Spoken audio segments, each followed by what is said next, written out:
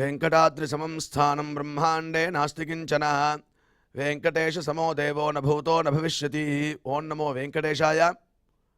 திருமலா திருப்பதி தேவஸ்தானம் ஸ்ரீ வெங்கடேஸ்வரா பக்தி சேனல் இணைந்து வழங்கும் ஸ்ரீமத் பகவத்கீதை பாராயணத்திற்கு அனைவரையும் வரவேற்கிறோம். மூகம் கரோதி வாசாலம் பங்கும் லங்கயதே கிரிம் யத்கிருபாதமஹம் வந்தே பரமானந்த மாதவம்.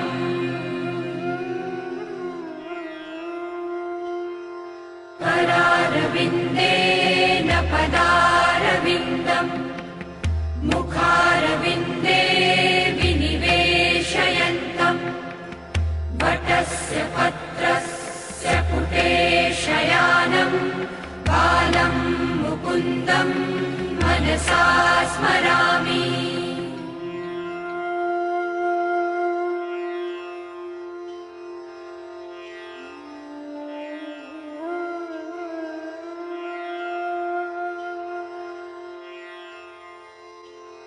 वसुदेवसुतं देवं कंसचाणूरमर्दनं देवकी परमानन्दं कृष्णं वन्दे जगद्गुरुम्. நம்மளுடைய பகவத்கீதையில் ஸ்வாத்தியாயாபியசனஞ்சைவ வாங்மயம் தப உச்சதே என்று பகவான் பிரதிதினம் வாக்ரூபமான ஒரு தபஸை ஸ்வாத்தியாய அபியசனம் செய்வா. இந்த பகவத்கீதை பாராயணம் இத்தியாதிகளை நாம் அத்தியனம் செய்வதாலும் அதை திருப்பி திருப்பி சொல்வதாலும் சில பேருக்கு கற்றுக் கொடுப்பதாலும் அது ஒரு வாங்மயமான தபஸ் அப்படின்னு நம்மளுக்கு உபதேசம் பண்ணிருக்கார்.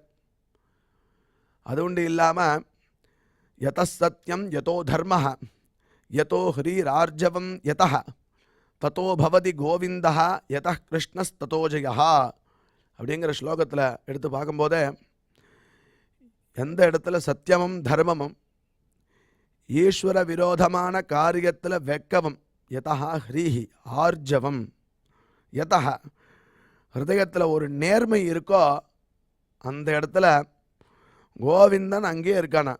அதனால் இந்த குணங்களை நம்ம வளர்த்துக்கணும். சத்தியமாக இருக்கணும், தர்மமாக இருக்கணும், ஈஸ்வர விரோதமான காரியங்களில் வெக்கப்படணும், அதில் ஈடுபடவே கூடாது. அது உண்டு இல்லாமல் ஆர்ஜவம் ஹிருதயத்தில் ஒரு நேர்மை எப்பயும் இருந்ததுன்னா அந்த இடத்துல பகவான் கோவிந்தன் நம்ம கூடயே இருப்பானா. அதனால் என்ன ஆகுதுன்னா யத கிருஷ்ணஸ் ததோ ஜெயா, எங்கே கோவிந்தன் இருக்கானோ அந்த இடத்துல எடுத்த காரியம் எல்லாம் வெற்றியாகிறது அப்படின்னு நம்மளுக்கு சாஸ்திரம் அழகாக நம்மளுடைய குணத்தையும் மேம்படுத்திண்டு பகவத் பிரீத்திகரமான காரியங்களையும் செய்துண்டு தத்வாரா கோவிந்தனை நம்ம கூடயே வச்சுக்கலாம் அப்படின்னு அழகாக சொல்லி கொடுக்கறது. அவ்வாறே இன்றைய பகவத்கீதை பாராயணத்திற்கு முதல்ல ரொம்ப மனோநிலையை சரியாக வச்சுண்டு நம்ம பகவான்கிட்ட ஈடுபடுறதுக்கு முன்னாடி குரு பிரார்த்தனை மற்றும் சங்கல்பத்தோட இன்றைய நிகழ்ச்சியை நாம் துவங்கலாம்.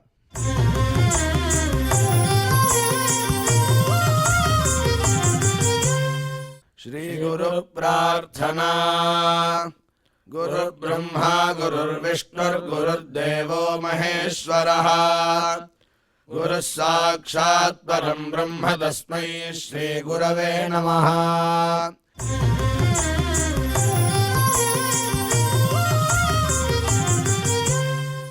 श्रीनिवास प्रार्थना.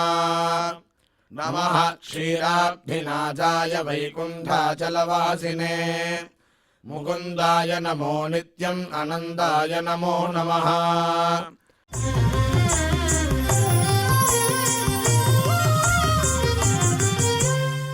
अथ श्रीमद्भगवद्गीता पारायण संकल्पः.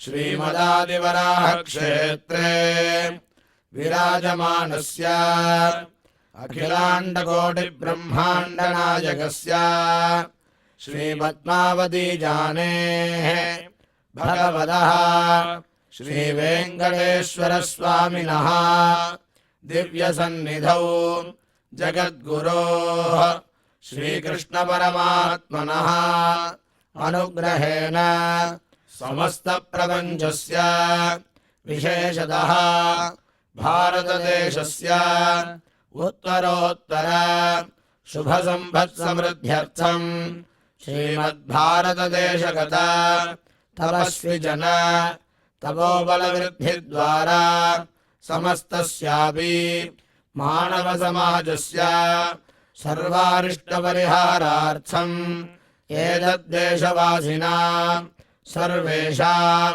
सज्जनानां योगक्षेमार्थं राष्ट्रविरोधिनां निबर्हणद्वारा जनानां चित्तशान्ति चित्तस्थैर्य सन्तोषादि अभिवृद्ध्यर्थम् एतद्देशवासिनां परस्परविद्वेष परस्परनिन्दा परस्परहिंसादीनां निवृद्ध्यर्थम् परस्परसौमनस्य सिद्ध्यर्थम् समस्तपापक्षयार्थम् श्रीमन्नारायणप्रीत्यर्थम् श्रीपरमेश्वरप्रीत्यर्थम् श्रीमद्भगवद्गीतायाः अखण्डपारायणम् करिष्यामहे।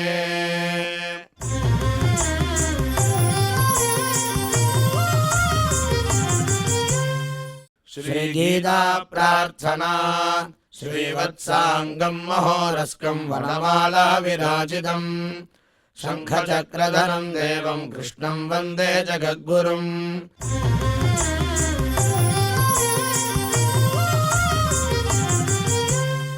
पार्थाय प्रतिबोधिताम् भगवता नारायणेन स्वयम् व्यासेन ग्रथिताम् पुराणमुनिना मध्ये महाभारतम् अद्वैतामृतवर्षिणीम् भगवतीम् अष्टादशाध्यायिनीम् अम्ब त्वामनुसन्ददामि भगवद्गीते भवद्वेषिणीम्।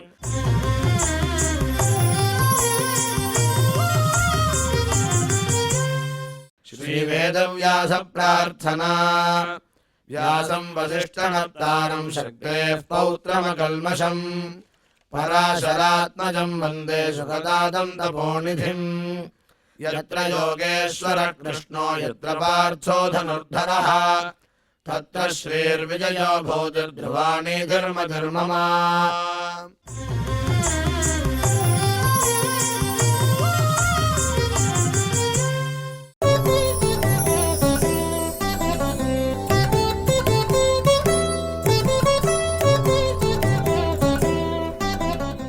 बुद्ध्या विशुद्धया युक्तो धृत्यात्मानं नियम्य च शब्दादीन् विषयान् त्यक्त्वा रागद्वेषौ व्युदस्य च विविक्तसेवी लघ्वाशी यदवाक्कायमानसः ध्यानयोगपरो नित्यं वैराग्यं समुपाश्रितः अहंकारं बलं दर्पं कामं क्रोधं परिग्रहं विमुच्य निर्ममः शान्तो ब्रह्म भूयाय कल्पते विद्यया विन्दते अमृतम् அப்படின்னு சொல்ல பிரகாரம் நாம் இதுவரை செய்த ஸ்லோகங்களுடைய அர்த்தத்தை நமக்கு டாக்டர் ஊவே அனந்தபத்மநாபாச்சாரியார் விவரிப்பார். அதை மனதில் வாங்கிக் கொள்வோம்.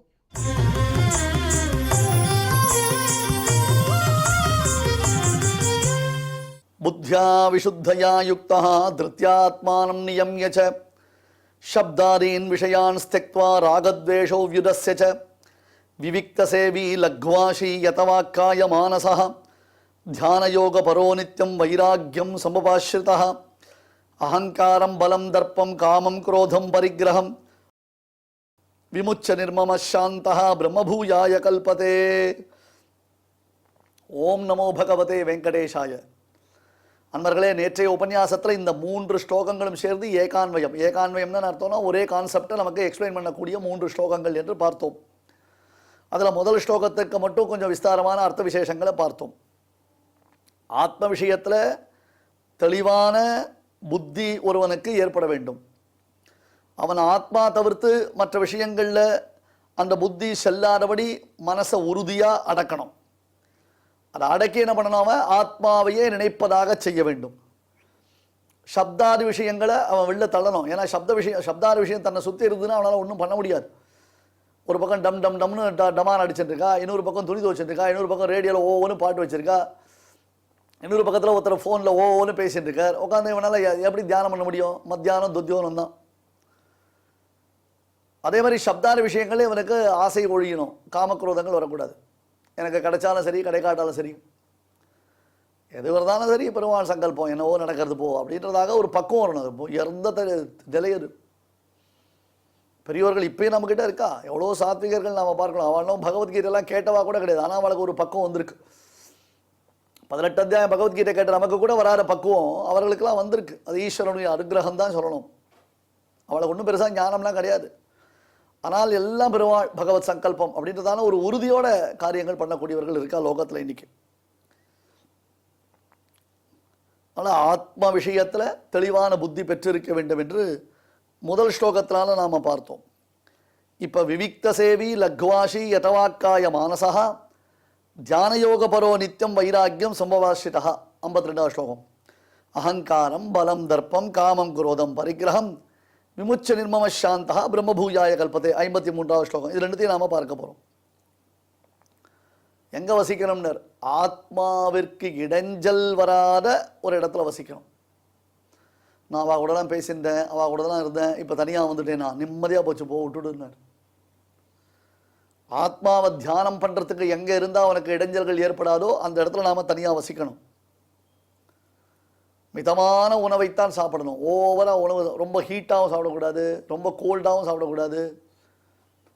அப்புறம் மயிர் புழு இதெல்லாம் வச்ச உணவை சாப்பிடக்கூடாது, கெட்டுப்போன உணவை சாப்பிடக்கூடாது, ஃப்ரிட்ஜில் வச்ச உணவை சாப்பிடக்கூடாது, ரொம்ப நாள் ஃப்ரிட்ஜில் வச்ச உணவை சாப்பிடக்கூடாது. மனம் வாக்கு உடல் இது மூணுத்தையும் தியானம் பண்ணுறதுக்கு பழக்கப்படுத்தணும். மனம் ஆரோக்கியம் தேக ஆரோக்கியம் பகவத்கீதை சொல்கிறது தான், யார் இல்லைன்றா. தியானம் பண்ண கட்டுப்படுத்தணும். ஒவ்வொரு நாளும் தியானத்திலேயே புத்தி போகணும். ஒவ்வொரு நாளும் தியானம் பண்ணணும். 2 நாள் ஆரம்பிப்போம், பெருசாக ஆரம்பிப்போம். ஆரம்ப சூறாக்கள் தாட்சிணாத்தியாகான்னு இந்த அடிக்கல் நாட்டு விழான்னு சொல்கிறா பாருங்க. பெரிய பெரிய பாலங்கள் கட்டுறா, பிரம்மாண்டமான அடிக்கல் நாட்டு விழான்றா அப்படின்றா. அதுக்கப்புறம் இங்கே அப்படியே தேனும் பாலும் தயிரும் ஓட போகிறதுன்றா.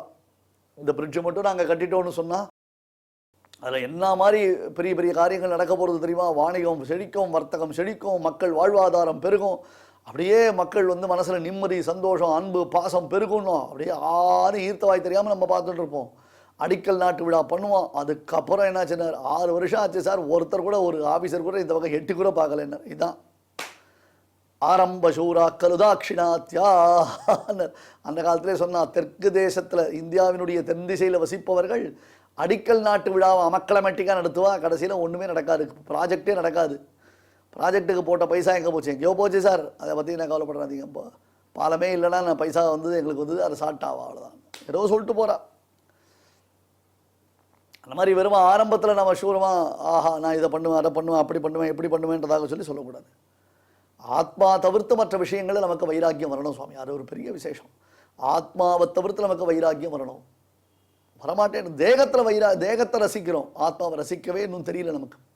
நான் எவ்வளோ அழகாக இருக்கேன், நான் எவ்வளோ கேர்லி ஹேரோடு இருக்கேன். அதே மாதிரி தலைக்கு கலரிங் பண்ணிக்கிறது. இப்போலாம் நரைச்ச முடி தெரிஞ்சுக்க கூடாதுன்றதுக்கோசரம் தலைக்கு கலரிங் பண்ணிக்கிறாளாம். தெரியாது எனக்கு அதை பற்றி விவரங்கள் தெரியாது. யாரோ சொன்னால் அதை சொல்கிறேன் நான். தலையை நரைச்சி போச்சுன்னா வெள்ளை முடி வருதோ இல்லையோ, அந்த வெள்ளை முடி வரக்கூடாதுக்கோசரம் தலைக்கு கலரிங் பண்ணிக்கிறாளாம். இதெல்லாம் தேகத்தை பேணுதல் தானே. என்ன இப்போ தாடி மீசியமாக வந்துவிட்டா என்ன, யாருக்கோசரம் நம்ம அழகாக இருக்கணும்? ஆத்மாவுக்கு அழகாக இருந்தால் போகிறது. ஆத்மாவை ரசிச்சிருக்கியா நீ? ஆத்மாவுடைய அழகை ரசிச்சிருக்கியா? சரி, இப்போ எவ்வளோ நாளைக்கு நீ அழகாக இருக்க போகிற, அழகாக தெரியிற போகிற? அப்படி அழகாக தெரியறதாவே வச்சுப்போம். 50 வயசாச்சா, 60 வயசாச்சா, 70 வயசாச்சா, கொஞ்சம் கொஞ்சமாக சீரியத்தை சரீரம் அப்படியே சுருங்கிட்டே தான் வருது. பொட்டலை மாதிரி சுருங்கி போயிடுவோம். நீ அப்படியே கொஞ்சமாக ஷ்ரிங்கிங்னு அவர். ஷ்ரிங்கிங்னு அர்த்தம். அப்படியே கொஞ்சமாக அவனுக்கு சுருக்கம் வந்துட்டே இருக்கு. உடம்பு தளர்ந்து போயிட்டே இருக்கு. உடம்புக்கு ஒரு தளர்ச்சியானது ஏற்பட்டு விடுகிறது. அதனால் தேகத்தை பேணுவதில் நமக்கு இன்னும் கூட ருச்சி போகலை சுவாமி.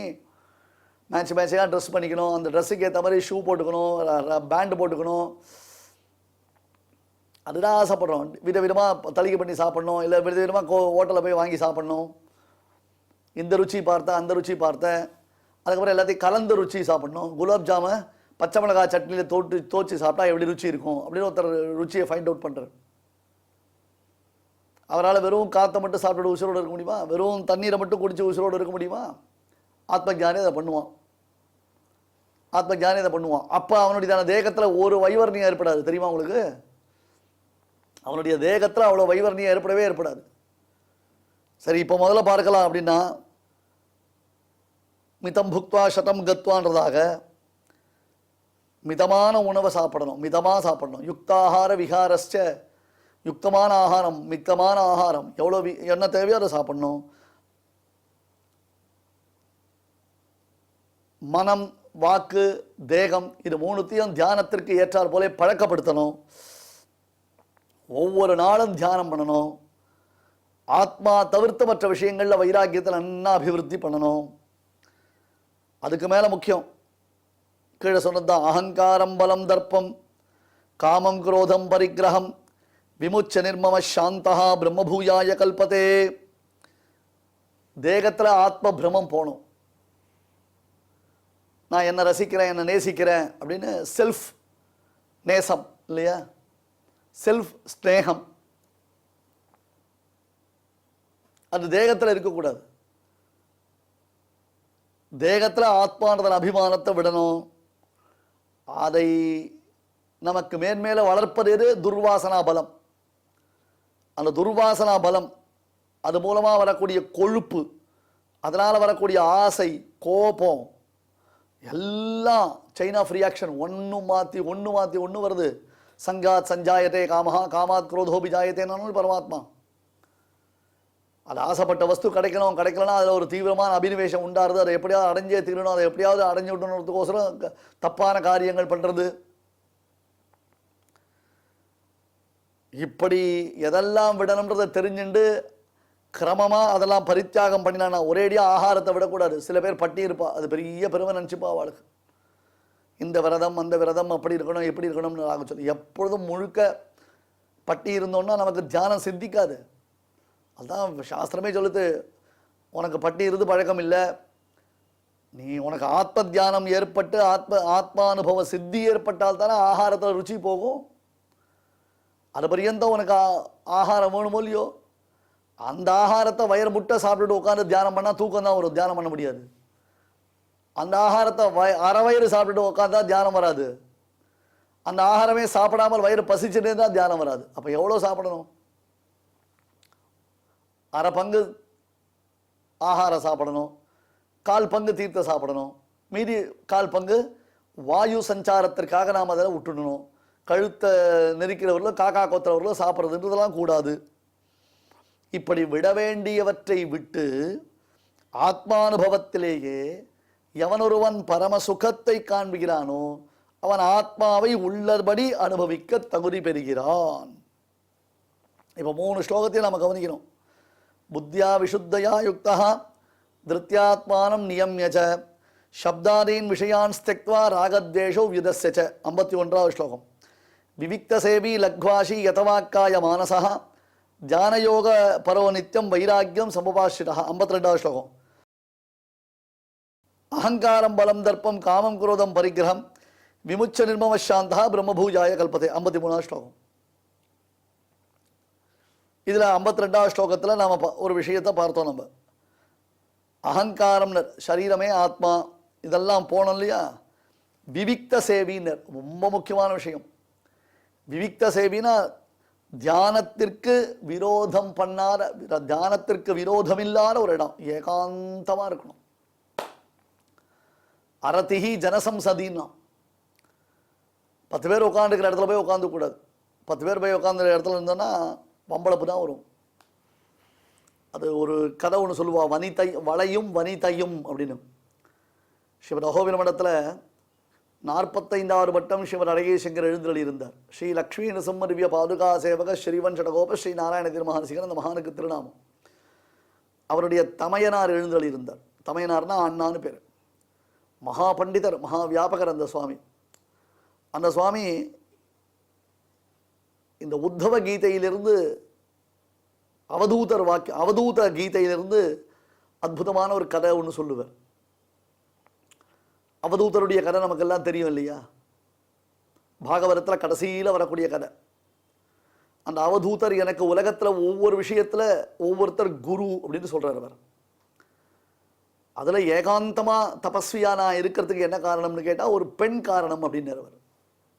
ஒரு சின்ன பெண், கல்யாணமாகாத கன்னிகை, அந்த பெண் தான் காரணம் அப்படின்னார் அவர். என்ன காரணம்? ஒரு பெண் பார்க்கறதுக்காக பிள்ளை வீட்டார் வந்துட்டான். அந்த காலத்து வழக்கம் இதெல்லாம். அப்போ அந்த பெண்ணின் பெற்றோர் மற்றும் பெரியோர்கள் அந்த வீட்டில் இல்லை, பெண் மட்டும்தான் இருக்கா. அந்த காலத்தில் ரொம்ப வெக்கப்படுவா, பெரியோர்கள் நடுவில் வரமாட்டா, பேச மாட்டா, ரொம்ப பவ்யமாக தான் இருப்பா. அதெல்லாம் பெண் அடிமை இல்லை, பெண்ணுக்கே உரியதான பெருமை. அதெல்லாம் பெரியோர்களை பணிந்திருப்பது என்பது அடிமைத்தனத்தினுடைய காரணமாக என்ன இல்லையே. அதை வந்தவர்களை உட்கார வச்சுட்டா அந்த பெண்.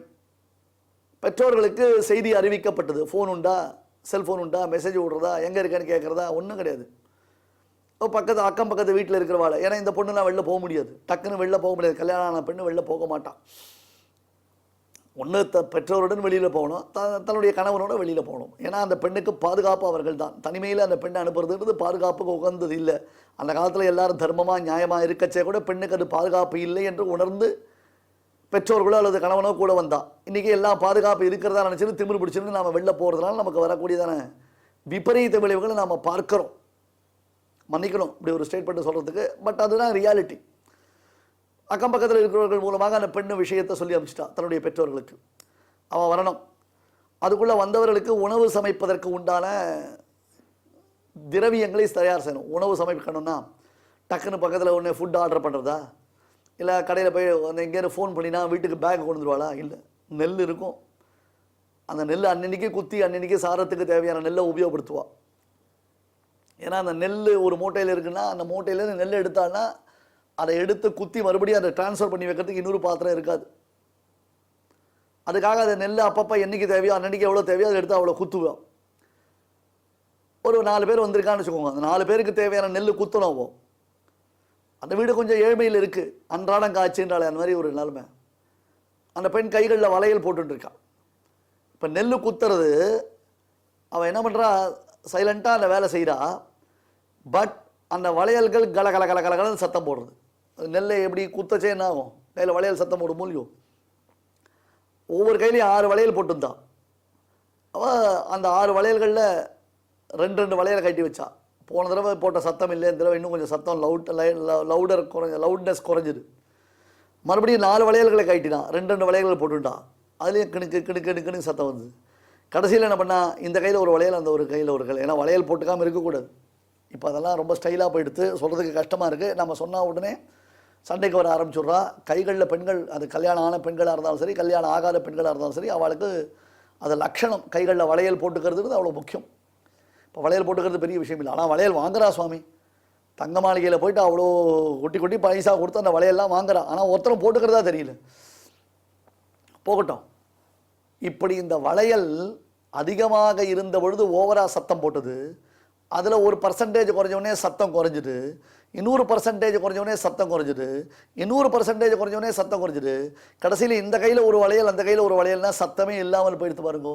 இதான் அறத்தின் ஜனசம்சதி. ஏகாந்தமாக இருந்தானேயானால் யோகியானவன் தன்னுடைய தியானத்திற்கு இடையூறு இல்லாமல் அந்த தியானத்தை செய்யலாம். 10 பேர் இருக்கிற இடத்துல நான் தியானம் பண்ணுறேன்னு உட்கார்ந்தான்னா அவன் என்ன பேசுகிறா இவன் என்ன பேசுகிறான்னு வம்புல தான் புத்தி போகும். அந்த வம்பை கேட்கணும்னு ஆசை வரும். மேலே காமக்ரோதங்கள் அடக்க முடியாது. சில பேர் பேசுறது அரையும் குறையுமா காதில் விழுந்துன்னா அவன் தன்னை பற்றி தான் பேசுகிறாளோன்றதான கோபம் அதிகமாகும். இன்னைக்கு நம்மளை கெடுக்கிறதுக்குனே சோஷியல் மீடியா ஒன்று வந்திருக்கு இல்லையா? எவ்வளவு தேவையில்லாத விஷயங்களை ஒரே நாளில் நமக்கு திணிக்க முடியுமோ அவ்வளவு அன்வான்ட் திங்ஸை நம்ம மைண்டில் போடுற அளவுக்கு இந்த சோஷியல் மீடியா பவர்ஃபுல்லாக இருக்குது, நம்மளை டாமினேட் பண்ணுறது. அதுவும் இது என்ன பகவானுடையதான செயலா இல்லை நாம தான் அப்படி மாட்டின்னு இருக்கோமா தெரியல. என்ன மாதிரி ஒரு அல்காரிதம் அது. நாம் என்ன நினச்சிட்டு என்ன பேசுகிறோமோ உடனே நாம் ஃபேஸ்புக்கை ஓப்பன் பண்ணால், ட்விட்டரை ஓப்பன் பண்ணால் டக்குன்னு நமக்கு அது சம்பந்தப்பட்டதான ஒரு செய்தி ஒன்று கிடைக்கிறதுனா எந்த அளவுக்கு நம்முடைய மனதை நாம் இயந்திரங்கள் கையில் ஒப்படைத்து விட்டு மறத்து போய் அமர்ந்திருக்கிறோம் என்பதை புரிந்து கொள்ளுங்கள் நேயர்களே. நான் கிட்டத்தட்ட 5 வருஷமாக இதை கூவின்னு தான் இருக்கேன். Nobody realise these things. யாரும் அதை பற்றி கவலைப்படுறதுக்கு ஆசையாக இல்லை. அட போயா சத்தான்ட்டு போயிட்டு இருக்கோம். நம்ம விவிக்த சேவி, தியானத்திற்கு விரோதமில்லாத ஒரு ஏகாந்தமான ஒரு இடத்துல இருக்கணும். லக்வாசி, குறைவான ஆகாரத்தை அவன் உட்கொள்ள வேண்டும். யதவாக்காய மானசா, வாக்கு மனசு உடல் தேகம் இது மூணுத்தையும் அடக்கினவனாக இருக்கணும். நித்தியம் தியானயோக பரஹா, ஒவ்வொரு நாளும் அவன் தியானத்திலேயே இழிந்திருக்க வேண்டும். வைராக்கியம் சமுபாஸ்ரிதா, மற்ற விஷயங்களில் தோஷங்களை எல்லாம் ஆராய்ந்து பார்த்து அதில் உள்ளதான தோஷங்களை எல்லாம் தெரிந்து கொண்டு அவற்றில் பற்றுதல் அற்றவனாக இருக்க வேண்டும். அகங்காரம், அகங்காரம்னு அர்த்தம் சரீரத்தையே ஆத்மா நினைக்கிறது, தேகத்தையே ஆத்மாவாக நினைத்து பிரமிக்கிறது. பலம், அதுதான் துர்வாசனா. அந்த அகங்காரத்தை வளர்க்கக்கூடியது என்னது? துர்வாசனா. தேகாத்ம பிரமத்தை வளர்க்கக்கூடியது துர்வாசனா. மகாமோகன், அந்த மகாமோகனுடைய மனைவி துர்மதி. அந்த துர்மதிக்கு பணிப்பெண் யார்? துர்வாசனா. பியூட்டிஃபுல்லாக சுவாமி தேசிகன் இதை கேரக்டரைசேஷன் பண்ணுறார். அதனால தான் சொல்லுவேன் அடிக்கடி, பகவத்கீதையையும் சங்கல்ப சூரியத்தையும் ஒருத்த மனிதன் முழுக்க படித்தானேனால், முறையாக பயின்றானேனால் அவனுக்கு நிச்சயமாக ஆத்ம குணங்கள் பில்டப் ஆகாமல் இருக்காது. கையில் புஸ்தகத்தை வச்சு வாசிக்கணும். சும்மா உட்காந்து புராண சிரவணமாக பாப விமோசனம் காது கேட்கக்கூடாது. அழகாக ரசித்து என்ஜாய் பண்ணணும். அதை ரசித்து என்ஜாய் பண்ணுறதுக்கு தெரிஞ்சுக்கணும். அப்போ அகங்காரம்னா சரீரமே ஆத்மா என்னும் தேகாத்ம பிரமம் போகணும். தேகமே ஆத்மான்ற பிரமம் போகணும். அதை மேலே அதை எப்படி டெவலப் ஆகிறது? துர்வாசனா அப்படின்னு பேர். அது ஒரு பெரிய கேரக்டராகவே தேசியன் இன்ட்ரடியூஸ் பண்ணுறார். அது துர்வாசனான்னு பேர் அந்த கேரக்டருக்கு. அந்த துர்வாசனா. அப்புறம் தர்ப்பம், தர்ப்பம்னா அர்த்தம் கொழுப்பு. என்னால் முடியும், எனக்கு தெரியும், நான் பண்ணுவேன் அப்படின்றதால கொழுப்பு. அப்புறம் என்ன? காமம். அந்த கொழுப்புனால மேலே காமம் வரும். பாருங்கோ, நம்ம கொஞ்சம் கொஞ்சமாக நல்ல காரியங்கள் பண்ண ஆரம்பித்து ஒருவேளை நம்முடைய காமக்ரோதங்களை கூட நம்ம அடக்கிடலாம். புரிஞ்சுக்கோங்க. மேபி நமக்கு கொஞ்சம் வைராக்கியம் வரத்துக்கு வாய்ப்பு இருக்குது. அந்த வைராக்கியத்தினால காமக்ரோதங்களை நம்ம அடக்கிறதுக்கு வாய்ப்பு இருக்குது. ஆனால் இந்த அகங்காரம் இருக்க, தேகமே ஆத்மா, அதுக்கப்புறம் என்ன? தர்ப்பம், துர்வாசனா. துர்வாசனையினால் வரக்கூடிய தர்ப்பம். தர்ப்பம்னா கொழுப்பு. அந்த தர்ப்பம் துர்வாசனை தர்ப்பம் வந்துடுத்துனா நீ காமத்தை உன்னால் அடக்கவே முடியாது. தானா காமம் வந்துடும். இத்தனை நாள் நீ எந்த காமத்தை மிஸ் பண்ணினியோ, எந்த காமத்தை நீ மிஸ் பண்ணினியோ அந்த காமம் உனக்கு வந்து சேரும். கட்டாயம் உனக்கு அந்த காமமானது வந்துடும். அடுத்தது குரோதம். அடுத்தது என்னது? குரோதம். காமயேஷ குரோதயேஷா ரஜோகுண சமுத்பவா. காமம், அந்த காமம் கண்ட்ரோல் ஆகலைன்னா அடுத்தது வரக்கூடியது குரோதம். இதை விடணும். பரிகிரகம், இவற்றிற்கு எல்லா விதத்திலும் காரணபூதமாய் அமைந்த வஸ்துக்களையும் விமிச்ச விட்டு நிர்மமஹா. நிர்மமஹா, ந மம ந மம நிர்மம. எந்து நான் அனுபவிக்கிறேன், நான் பார்த்துட்டு இருக்கேன், நான் கேட்குறேன், நான் சொல்கிறேன் என்றதாக நிர்மமஹா சாந்தஹா பிரம்மபூயாய கல்பத்தே. அவன் அகங்கார மமகாரமற்றவனாக ஆத்மயோகம் செய்பவனாக பிரம்மபூயாய ஆத்மானுபவத்தை பெறுவதற்கு உரியவனாக ஆகிறான். இது இல்லைன்னா நீ எவ்வளவு கஜகர்ணம் போட்டாலும், என்னால் முடியும், நான் பார்த்துக்கிறேன், எனக்கு சக்தி இருக்குது, எனக்கு சாமர்த்தியம் இருக்குது, எனக்கு இந்திரிய ஜெயம் இருக்குது, என்னால் இந்திரிய ஜெயம் பண்ண முடியும்ன்றதாக ஒருத்தன் பேசினால் கூட அது அவனுக்கு முறையான இந்திரிய ஜெயத்தை அளிக்காது. ஒரு பொழுதும் அவனுக்கு ஆத்மாவலோகனமாகிற பாக்கியத்தை கொடுக்காது. ஆகையால் தான் கிருஷ்ணன் என்ன பண்ணார்? இந்த 3 ஸ்லோகத்தை வரிசையாக சொல்லச்சே சுவாமி ராமானுஜர் அழகாக இது 3த்துக்கும் ஏகான்மயம் பண்ணினார். அந்த 3 ஸ்லோகத்தோடு இதுக்கு சேர்த்து 50வது ஸ்லோகத்தோடு சேர்த்து இருக்கக்கூடிய சங்கதியை நமக்கு எடுத்து கொடுக்குறார். யதவாக்காயமான சகா, மனசு, தேகம், வாக்கு, தியானம் இப்போ இப்படி உட்காந்துக்கிறேன், 2 மணி நேரம் தியானம் பண்ணணும்னு ஏற்பாடு ஆயிடுத்து. 15 நிமிஷம் கழிச்சு முட்டி வலிச்சதுன்னா எப்படி உட்கார முடியும்? இப்படி சாஞ்சிக்கலன்னா முதுகு வலிக்கிறதுனா எப்படி உட்கார முடியும்? வயிற்றில் ஒரு மாதிரி கடபட கடபடான்னு சத்தம் போடுதுன்னா என்னத்தை பண்ண முடியும்? நான்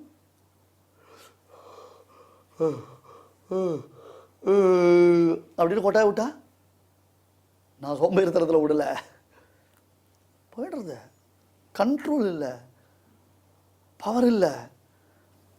இதை முதல்ல தூயோமாய் வந்து நாம் தூமலர் தூவி தொழுது வாங்கினால் பாடி மனத்தினால் சிந்திக்கன்னு ஆண்டாள் தேகத்தினுடைய இம்பார்ட்டன்ஸு, வாக்கினுடைய இம்பார்ட்டன்ஸு, மனத்தினுடைய இம்பார்ட்டன்ஸ், அந்த திரிகரண சுத்தின்றது ரொம்ப தேவைன்றா. அந்த 3 ஒன்றா சேரணும், 3 ஒன்றா ஒரு பாயிண்டில் இருக்கணும். பிரணவத்தை தவிர்த்து மற்ற எரிய சொல்லாமல் இருக்கிற வாக்கு தான் வாக்கு, அதுதான் உபயோகப்படும். சதா பிரணவ தியானம் பண்ணணும். சுபாஸ்ரயமான பகவானுடைய திவ்யமங்கல விக்கிரகம் இருக்கு. சங்கினோடும் நேமியோடும் தாமரை கண்களோடும் செங்கனிவாய் ஒன்றினோடும் செல்கின்றது என் நெஞ்சமேன்னு அப்படியே அந்த சுபாஸ்ரயமான அந்த திவ்யமங்கல விக்கிரகம் திருக்குறுங்குடி பதிகத்தில் ஆழ்வார் சாதிப்பார். அந்த பெருமாள் கையில் ஏந்தி நிற்கிற அந்த திருவாழி திருச்சங்கு, அழகான அந்த சிரிப்பு, அப்படி அந்த கதை அப்படின்னு அவன் நிற்கிற அழகு, அவன் எழுந்திரக்கூடிய அழகுன்னு சங்கினோடும் நேமியோடும் தாமரை கண்களோடும் செங்கனி வாய் ஒன்றினோடும் செல்கின்றது என் நெஞ்சமே. மனசு அப்படியே இழுத்துட்டு போயிடுத்தான். சுபாஸ்ரயமான மத்கர்ம பரமோபவன்னு பார்த்தோம்ல, அந்த சுபாஸ்ரயமான திவ்யமங்கல விக்கிரகத்தை தியானம் பண்ணுறோம். திருத்தியா ஆத்மானம் நியமிய அப்படின்னு அர்த்தம். மனத சப்தார விஷயங்களில் போகாதபடி இழுத்து பிடிக்கிறது. அப்போ முதல்ல நீ தியானத்திற்கு ஏற்றபடியாக உன்னுடைய தேகத்தை, உன்னுடைய மனசை, உன்னுடைய வாக்கை ப்ரிப்பேர் பண்ணி வச்சுக்கோ. அப்புறம் நீ உள்ளே வரலாம். இப்படி காலை தூக்கி போட்டுக்கிறது, அப்புறம் இப்படி வச்சுக்கிறது, சத்தனா இப்படி முடியல சார் அப்படின்னு தியானம் பண்ணுறேன்னு இப்படி உட்காந்துக்கிறது இல்லையா, தியானம் பண்ணுறேன்றதாக சொல்லி இப்படி உட்காந்துக்கிறது, அப்புறம் இப்படி கட்டிக்கிறது, இந்த பக்கம் உட்காந்துக்கிறது. ஏன்னா தேகத்தை நீ பழக்கப்படுத்தலை. நான் டெய்லி எக்ஸசைஸ் பண்ணுறேன், எக்ஸசைஸ் பண்ணலாம். பத்மாசனமா, அந்த பத்மாசனம் எவ்வளோ நேரம் உட்காருவேன்? ஒரு காலக்ஷேபம், ஒரு ஆச்சாரியன் உபதேசம் பண்ணச்சே 3 மணி காலம் 4 மணி காலம் அவர்கள் சொல்லுவார்கள். அப்பொழுது சிஷ்யர்கள் அமர்ந்து கேட்டுக்கொண்டிருப்பார்கள். அப்படியே உட்கார்ந்த பொசிஷனை விட்டு மாற மாட்டார் ஆச்சாரியன், சிஷ்யர்களும் மாற மாட்டா. ஒரு காலை எடுத்து அப்படி போட மாட்டா. என்ன அளவுக்கு அவளுக்கு தேகத்தை கண்ட்ரோலில் வச்சுருந்தா, எந்த அளவுக்கு அவள் மைண்டு கண்ட்ரோலில் வச்சுருந்தா. 30 செகண்டுக்கு மேலே எதையும் நம்மளால் பார்க்க முடியலையே. ஏன்னா ரீல்ஸ் பார்த்து பழக்கமாகிடுது புத்தி. அதுக்கு மேலே நம்மளால் கிரகித்து கொள்ளவே முடியல. 3 மணி நேரம் ஒரு ஆச்சாரியன் கண்டினியூஸாக விஷயங்களை சொல்கிறாருன்னா அகைன் அந்த 3 hours ரெக்கலெக்ட் பண்ண முடியுமா? 3 hours அவர் சொல்லியிருக்கிற விஷயங்களை டேப் ரெக்கார்டர் உண்டா, டிவி உண்டா, யூடியூப்பில் ரீடெலிகாஸ்ட் உண்டா, அல்லது யூடியூப்லேருந்து நீ பிளேலிஸ்ட் எடுத்து போட்டு உன்னுடைய டிரைவில் நீ ஸ்டோர் பண்ணிக்க முடியுமா? தேவைப்படுச்சலாம் எடுத்து கேட்குறதுக்கு. ஒரு ஆச்சாரியன் 3 hours விஷயங்களை சொல்கிறாருன்னா வெறும் ஓலைச்சுவடி மட்டும் வச்சுண்டு அதில் மட்டும் குறிப்புகளை எடுத்துண்டு அதுவும் அவர் முகத்தை பார்த்துண்டு காலக்ஷேபம் கேட்கிற சிஷ்யன் மறுபடியும் அதை ரெக்கலெக்ட் பண்ணுறான்னா என்ன மாதிரி பண்ணியிருப்பான்?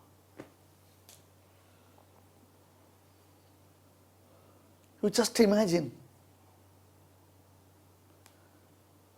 உண்மையிலேயே யார் திறமசாலிகள், யார் பவர்ஃபுல்?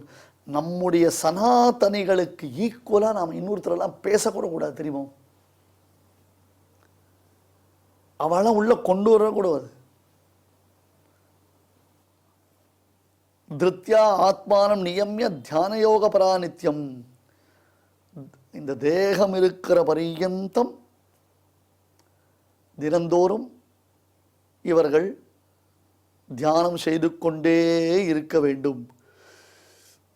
வைராக்கியத்தை திருப்பி செக் பண்ணிகிட்டே இருக்கணும். சுகர் டெஸ்ட் பண்ணுற மாதிரி, பிபி செக் பண்ணிக்கிற மாதிரி வைராக்கியத்தை செக் பண்ணிகிட்டே இருக்கணும். நம்ம வைராக்கியமாக தான் இருக்குமான்றதாக சொல்லி சாந்தஹா அப்படி இருந்தானேயானால் அவன் ஆத்மானுபவத்திலேயே பரமசுகத்தை அனுபவிப்பான் என்று சொல்லுகிறார் இந்த 3 ஸ்லோகங்களினாலே. புத்தியா விசுத்தயா யுக்தா திருத்யாத்மானம் நியம்ய ச சப்தாதீன் விஷயான் ஸ்தக்த்வா ராகத்வேஷோ வியுதஸ்ய ச விவிக்த சேவி லக்வாஷி யதவாக்காய மானசஹ தியானயோக பரோ நித்யம் வைராக்கியம் சமபாஸ்ரிதः அகங்காரம் பலம் தர்ப்பம் காமம் குரோதம் பரிகிரகம் விமுச்ய நிர்மம சாந்தः பிரம்மபூயாய கல்பதே. ஸ்ரீமதே பகவதே பாஷ்யகாராய நமஹ. இப்பொழுது அடியான் சொல்றதை எல்லாரும் திருப்பி சொல்லுங்க. புத்தியா விசுத்தயா யுக்தः புத்தியா விசுத்தயா யுக்தः திருத்யாத்மானம் நியம்ய ச திருத்யாத்மானம் நியம்ய ச சப்தாதீன் விஷயான் ஸ்த்யக்த்வா சப்தாதீன் விஷயான் ஸ்த்யக்த்வா ராகத்வேஷௌ வ்யுதஸ்ய ச ராகத்வேஷௌ வ்யுதஸ்ய ச விவிக்த சேவி லக்வாஷி விவிக்த சேவி லக்வாஷி யதவாக்காய மானசஹ யதவாக்காய மானசஹ த்யான யோக பரோ நித்யம் த்யான யோக பரோ நித்யம் வைராக்யம் சமுபாஸ்ரிதः வைராக்யம் சமுபாஸ்ரிதः அஹங்காரம் பலம் தர்ப்பம் அஹங்காரம் பலம் தர்ப்பம் காமம் க்ரோதம் பரிகிரஹம் காமம் க்ரோதம் பரிகிரஹம் விமுச்ய நிர்மம சாந்தः விமுச்ய நிர்மம சாந்தः பிரம்ம பூயாய கல்பதே. பிரம்ம பூயாய கல்பதே. இப்பொழுது நாம் அனைவரும் சேர்ந்து பாராயணம் செய்யலாம். புத்தியா விசுத்தயா யுக்தோ திருத்யாத்மானம் நியம்ய ச சப்தாதீன் விஷயான் ஸ்த்யக்த்வா ராகத்வேஷௌ வ்யுதஸ்ய ச விவிக்த சேவி லக்வாஷி யதவாக்காய மானசஹ தியான யோக பரோ நித்யம் வைராக்யம் சமுபாஸ்ரிதः அஹங்காரம் பலம் தர்ப்பம் காமம் குரோதம் பரிகிரஹம் விமுச்ய நிர்மம சாந்தோ பிரம்ம பூயாய கல்பதே. தெய்வத்தை ஆராதிக்கும் உன்னதமான வழிகளில் முக்கியமானது பகவன் நாம சங்கீர்த்தனம். அதனால் என்ன ஏற்படுகிறது என்று கேட்கலாம் இல்லையா? புண்ணியம் ஒன்று ஏற்படுகிறது. அது ஒன்று இல்லாமல் பகவானுக்கு பிரீத்தியானது ஏற்படுறது. இதை பற்றி பார்த்தோன்னா கிம் சம்பாத்தியம் மனுஜைஹி அப்படின்னு பகவத் பார்த்தால் பிரஷ்னோத்தர ரத்ன மாளிகா அப்படிங்கிற ஒரு கிரந்தத்தில் கேட்குறார். கிம் சம்பாத்தியம் மனுஜைஹி, மனிதர்களால் எது சம்பாதிக்கப்பட வேண்டியது? அந்த கேள்விக்கு பகவத் பாதாலே பதில் சொல்கிறார். வித்யா வித்தம் பலம் யசா புண்ணியம். வித்யா கல்வி, அடுத்தது வித்தம் பணம், பலம் பலம்னா ஆரோக்கியம் வர்றதுக்கு உண்டான சக்தி, யசா புகழ், அடுத்தது புண்ணியம். நம்ம என்ன நினச்சிட்டுருக்கோம், பகவான் ஆராதிக்கிறதா இருந்தால் எதுவுமே வேண்டாம் அப்படின்னு நினச்சிட்டுருக்கோம். அப்படி இல்லை. வெல்த்து ஹெல்த்து இது ரெண்டுமே முக்கியம். ரெண்டுத்தையும் நம்ம வளர்க்கணும். ஒரு சமயத்தில் வெல்த்தையும் வளர்க்கணும், ஹெல்த்தையும் வளர்க்கணும். அதோடு சேர்ந்து ஸ்பிரிச்சுவல் அதையும் வளர்க்கணும். அதாவது ஆன்மீக விஷயமான சமாச்சாரமும் வளரணும். நம்மளே வளர்ந்துட்டுருக்கணும் அப்படிங்கிறது தெரியறது இல்லையா? ஆரோக்கியம் பலம் வளரணும்னா நடக்கணும், குளிக்கணும். குளிக்கிறதுனால 10 விதமான லாபம்னு சொல்கிறார். குணாதிஷ ஸ்நானபரஸ்ய சாதோ. பலம் எப்படி வளரும் அப்படின்னா குணாதிஷ ஸ்நானபரஸ்ய சாதோ ரூபஞ்ச தேஜா பலஞ்ச சௌச்சம். ரூபம் வளருமா? தேஜஸ் வளரும், பலம் வரும்.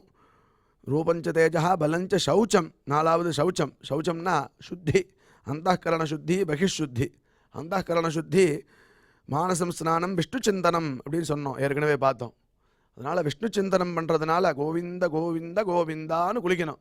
குளிக்கிறதுனால என்ன ஆகுது? மானசமான ஒரு ஸ்நானம் ஏற்படுறது, சுத்தி வருது.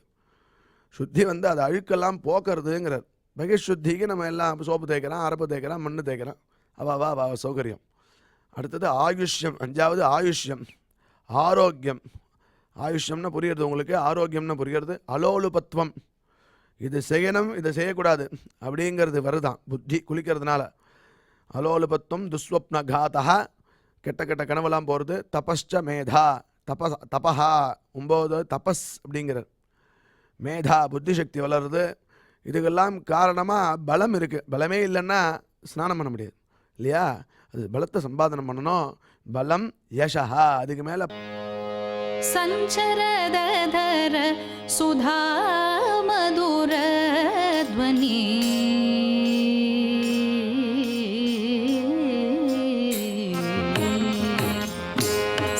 सञ्चरदधर सुधा मधुरध्वनि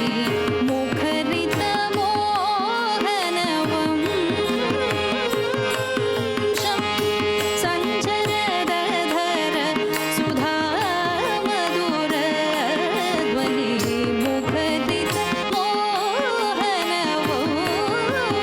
मुखरितमोहनवंशं चलितदृक्कञ्चल सजलमौलि कपोल विलोल वरंशं चलितदृक्कञ्चल सजलमौलि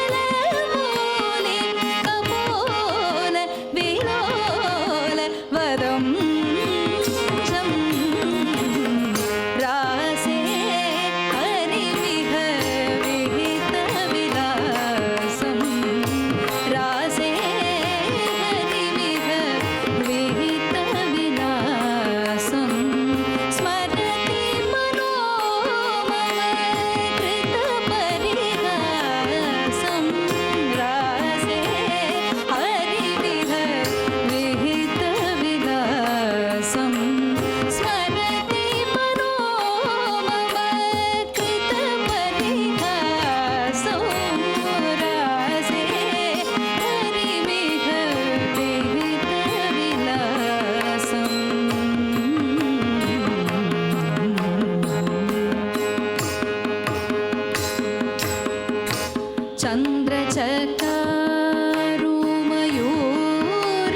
चन्द्रचकारुमयूरशिखण्डक मण्डलवलयितवेषम् चन्द्रकचारु मयूरशिखण्डक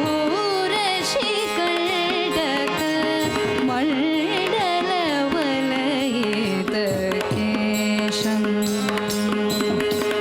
प्रचुर पुरन्दर दारुरनुरजित प्रचुर पुरन्दर दारुरनुरजित प्रचुर पुरन्दर दारुरनुरजित मेरुरमुदित सुवेशम्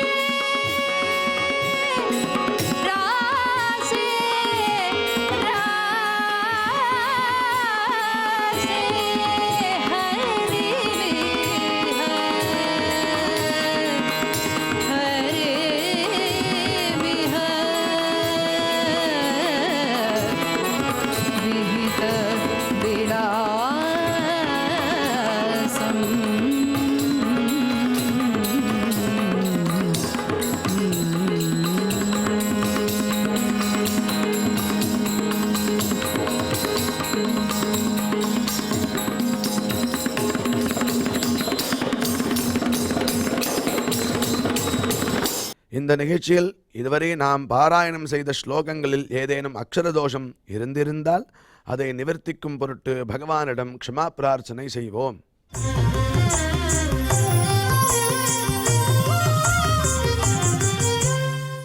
अथ क्षमा प्रार्थना यदक्षरपदभ्रष्टं मात्राहीनं च यद्भवेत् तत्सर्वं क्षम्यतां देवनारायण नमोऽस्तु ते।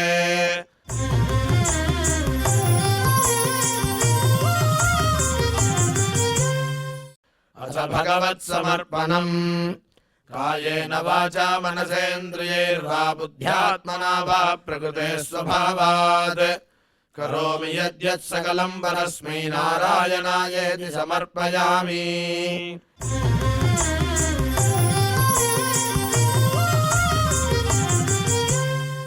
अथ लोकक्षेम प्रार्थना सर्वे भवन्तु सुखिनः सर्वे सन्तु निरामयाः सर्वे भद्राणि पश्यन्तु मा कश्चित् दुःखभाग् भवेत्.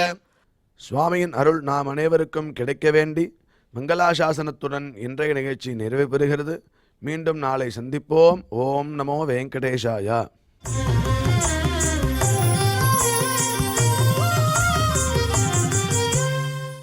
अथ मङ्गलम् श्रियः कान्ताय कल्याणनिधये निधयेऽर्थिनाम् श्रीवेङ्कटनिवासाय श्रीनिवासाय मङ्गलम्.